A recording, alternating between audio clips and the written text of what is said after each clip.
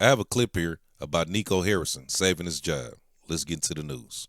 The Dallas Mavericks won the top pick in the draft, despite having just a 1.8% chance of doing so. So, after your boy Tony, GM Nico Harrison, gets months of criticism for dealing Luka Doncic, he lucks in the Cooper flag.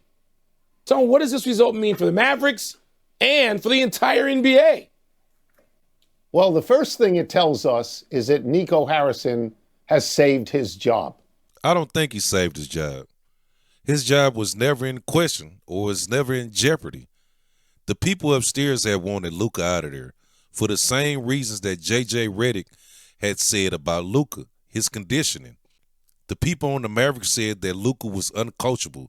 He wasn't able to listen. He would do what he wanted to do.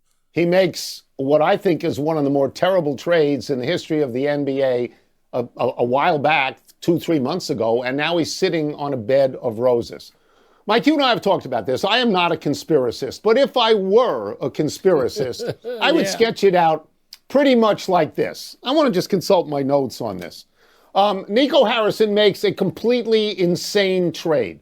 The reaction, getting rid of Luka Doncic, the reaction in Dallas among the fans is anger.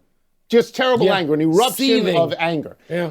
Then you hear that the owners aren't even crazy about staying in Dallas. They might want to go to Las Vegas. The team collapses because of injuries and other things. They end up in the play-in game. They lose in the play-in game, and then they end up in the lottery. So then the league says, hey, we got to fix this. Dallas is a really important franchise. And they rigged the lottery so that the team with a 1.8 chance of winning it actually wins it, and they get Cooper Flag. And as you and I both have talked about, Cooper Flag will be more popular than Luka Doncic even in Dallas. I disagree with that. I don't think he'll ever be more popular than Luka. Plus, Nico Harrison had the backing of the uppers, the CEOs, the GM, all that. They were supporting him in that decision. They were encouraging him to make that decision, to get Luka up out of there. You put him next to Anthony Davis, there are going to be times when you're going to say to yourself, wow, this feels like Bird and McHale. And then they're going to get Kyrie Irving back, who is a championship guard.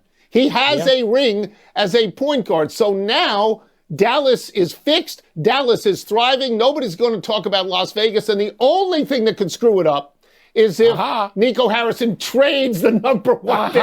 That's the only thing. Yeah. And they were already talking about trading him maybe for Giannis or maybe for a KD, which I don't think they really need to trade, but we'll see how it go. Tell me what you guys think. Please like, comment, and subscribe, and I'll see you guys back here in another video.